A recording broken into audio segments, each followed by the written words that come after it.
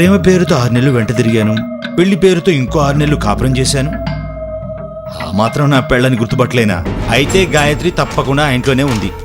మీరొకసారి గాయత్రి, నీ భర్త ఫోన్ చేశాడు రావే అని ఒక కేక పెట్టండి, తనే పరిగెత్తుకుంటూ వస్తుంది. ఇదంతా ఆయన పనే. నన్నెక్కడో బయట చూసుంటారు, ఫాలో అయ్యి ఇంటి అడ్రస్ తెలుసుకుని ఉంటారు. నువ్వు మా కన్నబిడ్డవు కాదని నువ్వు చెప్పనంత వరకు నీకెలాంటి సమస్య రాదమ్మా. ఒకవేళ అతనికి తెలిసిపోతే? తెలిసే అవకాశమే లేదమ్మా. నేను చేసిన ఎంక్వైరీలో నాకు తెలిసింది ఏంటంటే, ఆ డాక్టర్ పెళ్ళానికి, అదే నా కాబోయే అత్తగారికి అమెరికాలో ఉండే అల్లుడు ఎలా ఉంటాడో తెలీదు. ఈ డాక్టర్కి తెలిసినా ఏమీ చేయలేడు.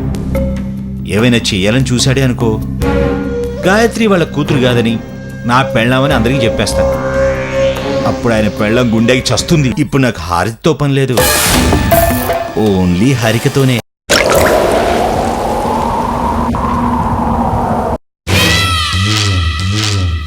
మంచి పని చేయడానికి అయితే కుడికాలు పెట్టాలి కానీ ముంచేయడానికి ఎందుకు? మనకి ఎడంకాలే కరెక్ట్.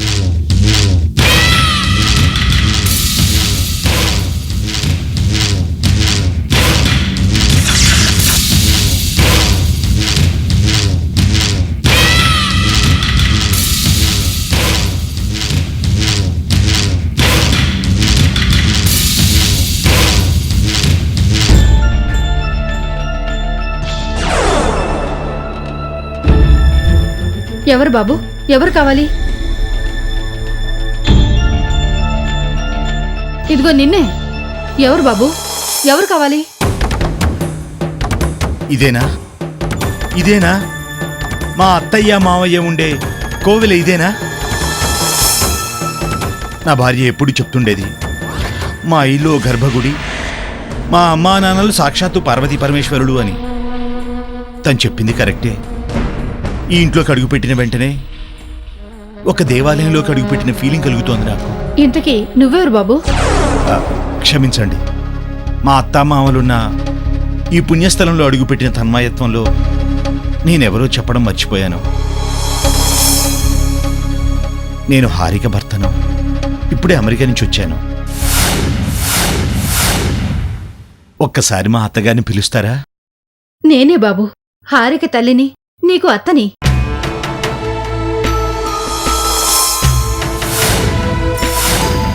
నన్ను ఆశీర్వదించండి అత్తయ్య. లే బాబు. ఏంటి బాబు ఇది? నన్ను ఆపొద్దత్తయ్యా.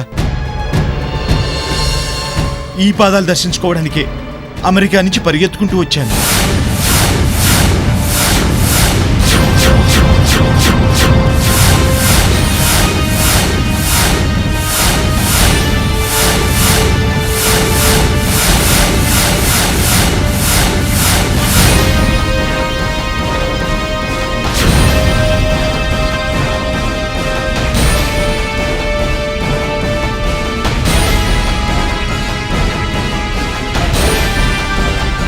హారిక ఎలా ఉంది అత్తయ్య? ఏం బాబు, నీకిన్ని రోజులకి హారిక గుర్తుకొచ్చిందా? అదేం పాపం చేసిందని దాన్ని అంతలా బాధ పెట్టావు? ఎంతగానో ప్రేమించిన మమ్మల్ని కాదని నిన్ను నమ్ముకొనొచ్చిందే, అందుకు నువ్విచ్చిన ప్రతిఫలం ఇదేనా? ఒకప్పుడు జన్మనిచ్చిన మాకంటే నువ్వే ఎక్కువనుకుంది, కానీ ఇప్పుడు నీ దగ్గరికి రావాలంటేనే భయపడుతోంది. ఎందుకిలా చేసావు బాబు? మా అమ్మ అంటే ఇష్టపడే కదా పెళ్లి చేసుకున్నావు. ఆ ఇష్టమంతా ఏమైపోయింది? ఇలా నిలదీయడం కాదత్తయ్య, నన్ను కొట్టండి, చంపేయండి. అవేవీ చేయడానికి మీకు మనసు రాకపోతే నా మొహాన్ని తుమ్మేయండి. అప్పుడు గాని నేను చేసిన తప్పుకి సరైన శిక్ష అనుభవించినట్టు కాదు. నేను చెడ్డవాణ్ణే అత్తయ్య, కానీ చెడ్డవాడెప్పుడు చెడ్డవాడిగానే ఉండిపోవాలని లేదుగా. నేను మారిపోయాను అత్తయ్య, మనిషిగా మారి నేను చేసిన తప్పులకి హారిక పాదాలు పట్టుకుని క్షమాపణ చెప్పుకుందామని వచ్చాను.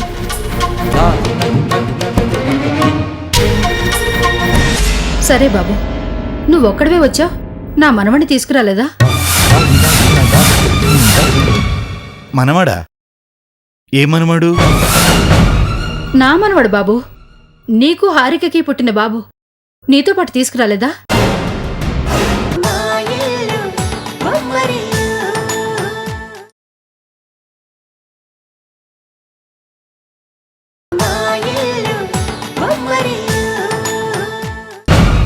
నా మనవడు బాబు, నీకు హారికకి పుట్టిన బాబు, నీతో పాటు తీసుకురాలేదా?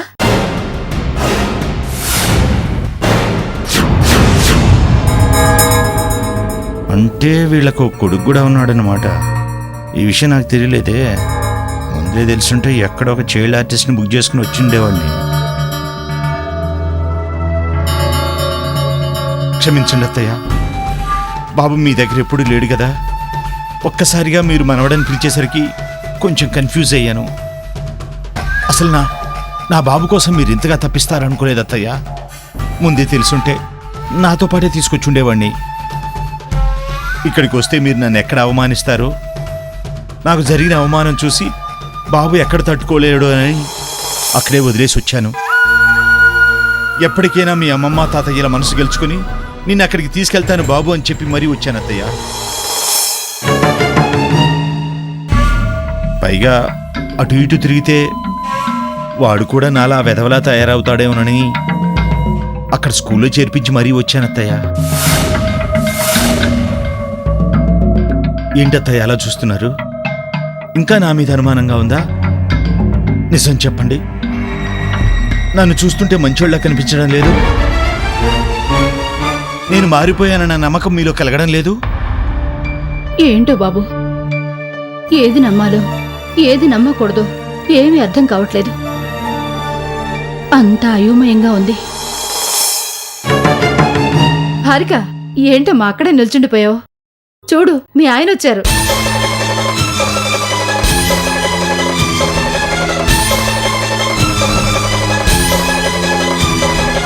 ఎలా ఉన్నావు హారిక? ఇంకా నా మీద కోపం పోలేదు కదూ? నేను చాలా పెద్ద తప్పు చేశాను హారిక, నన్ను క్షమించు. ఇప్పుడు నేను పూర్తిగా మారిపోయాను హారిక. పూర్తిగా మారిపోయి నీకోసం వచ్చాను, నన్ను నమ్ము. చూసారా అత్తయ్య, నేను మారానంటే నమ్మడం లేదు. చివరికి కాళ్ళు పట్టుకుని అడిగితేనే గాని క్షమించదేమో. ఒకసారి మీరు కళ్ళు మూసుకోండి అత్తయ్య, కాళ్ళ మీద పడి క్షమాపణలు చెప్పుకుంటాను. అయ్యో వద్దు బాబు, భర్త భార్య కాళ్ళకి నమస్కరించకూడదు, చాలా తప్పు. తెలుసు అత్తయ్య, తప్పని తెలుసు.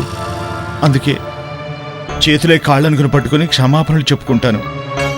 హారిక, నన్ను క్షమించు, నన్ను క్షమించు, నన్ను క్షమించు హారిక, నన్ను క్షమించు.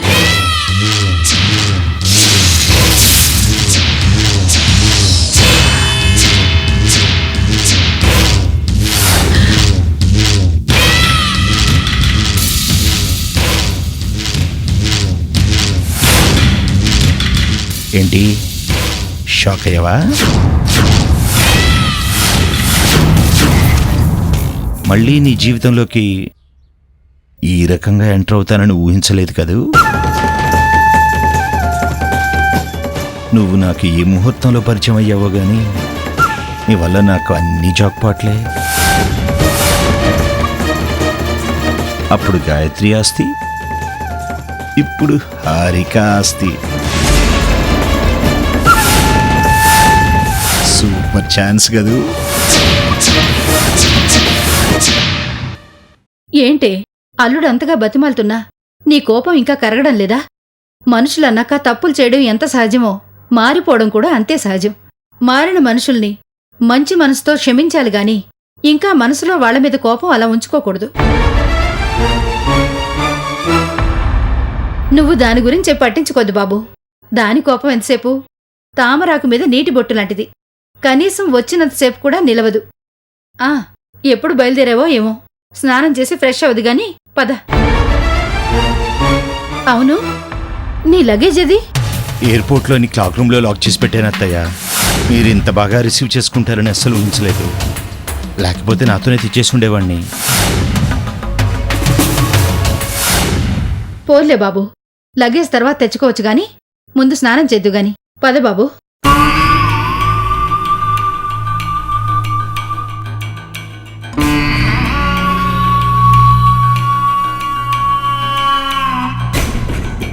లక్ష్మి, కాస్త వేడి నీళ్ళు పెట్టు.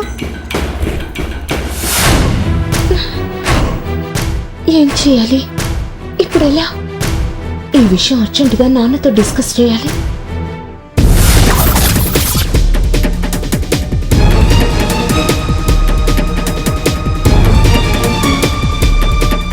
ఏమైందమ్మా? ఎందుకంత కంగారు పడుతున్నావు? మళ్ళీ వాడేమైనా ఫోన్ చేశాడా? లేదు నాన్న, ఏకంగా ఇంటికి వచ్చేసాడు. నేను అనుకున్నట్టే జరిగింది నాన్న. ఫోన్తో వదిలిపెట్టడం నాకు ముందే తెలుసు. అయినా ఏదో బెదిరింపు బ్లాక్మెయిల్ చేస్తాడు అనుకున్నాను కానీ ఏకంగా ఇంటికి వచ్చేస్తాడని అసలు ఊహించనే లేదు. అదేంటమ్మా, ఫోన్ చేసి గాయత్రి ఎక్కడుందని అడిగాడన్నావు, ఇంతలోనే వచ్చేసాడా? నాకు అదే అర్థం కావడం లేదు నాన్న. అసలు అతను ఇప్పుడు ఎలా ఎంటర్ అయ్యాడో తెలుసా? గాయత్రికి భర్తలా కాదు,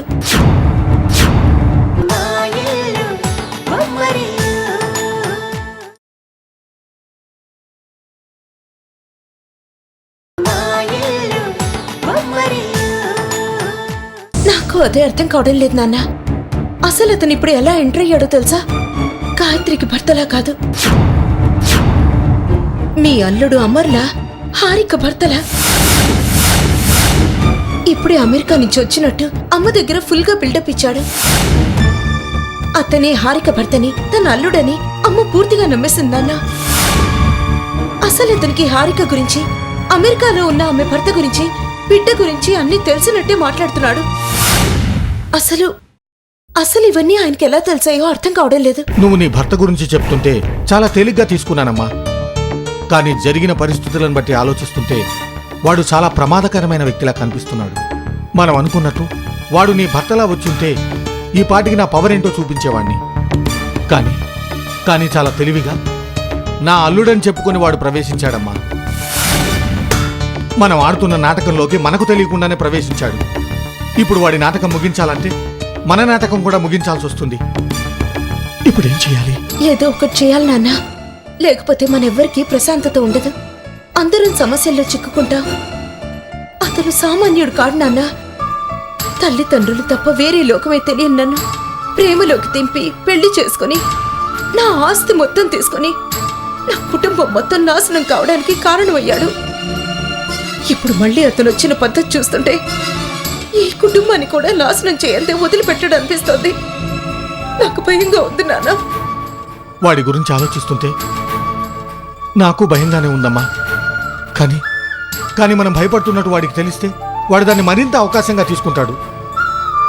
ముందు మనం వాడి ప్లాన్ ఏంటో తెలుసుకుని ఏం చెయ్యాలో అప్పుడు డిసైడ్ చేద్దాం.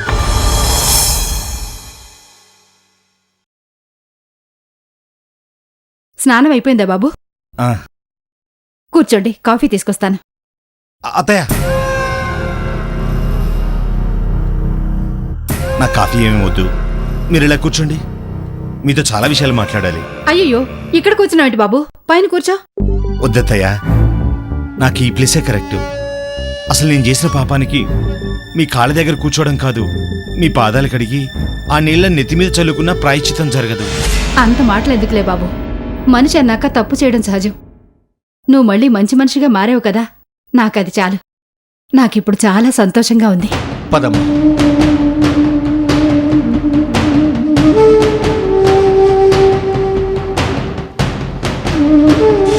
ఇదే అత్తయ్య, ఈ మంచితనమే నేను చేసిన పనికి నన్ను సిగ్గుపడేలా చేస్తుంది.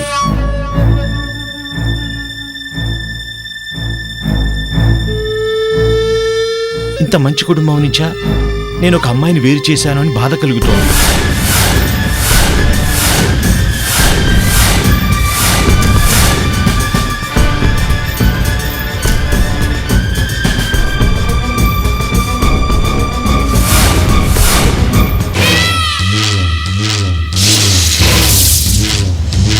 అసలు మీరు ఇంత మంచివారని నాకు అప్పుడు తెలియదు అత్తయ్య. తెలుసుంటే మీ అమ్మాయిని తీసుకుని నేను అసలు వెళ్ళుండేవాడినే కాదు. తిన్నగా మీ దగ్గరికి వచ్చి ఉండేవాడిని. అలా చేసుంటే ఇన్నాళ్ళు హారికకు దూరమై మీరు బాధపడాల్సిన అవసరం వచ్చుండేదే కాదు. నేను చాలా పెద్ద తప్పు చేశాను అత్తయ్య. ఊరుకో బాబు, జరిగిందేదో జరిగిపోయింది. ఇప్పుడు దాన్ని గుర్తు తెచ్చుకుని బాధపడ్డం దేనికి?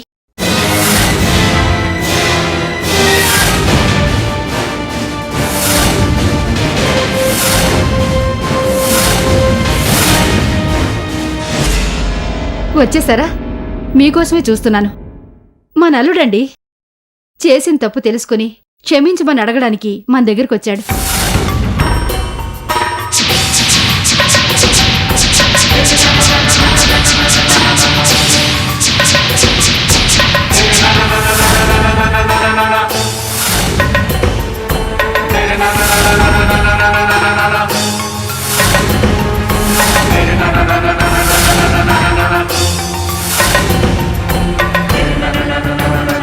ఎవరత్తయ్యా?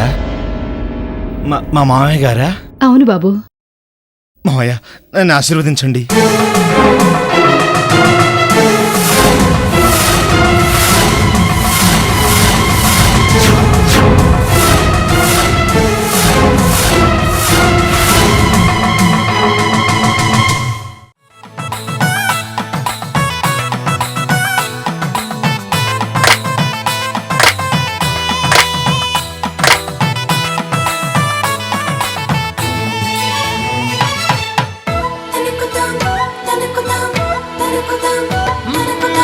ఎక్కడిదో అల్లరి గాలి సరదాగానే వీచే చిన్నారి కిన్నెరసాని పయనాలేమో చూసి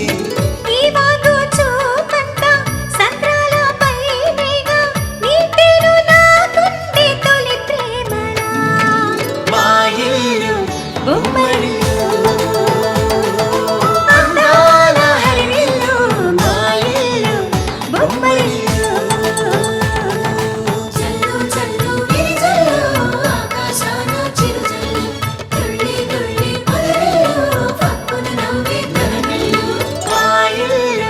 బొమ్మ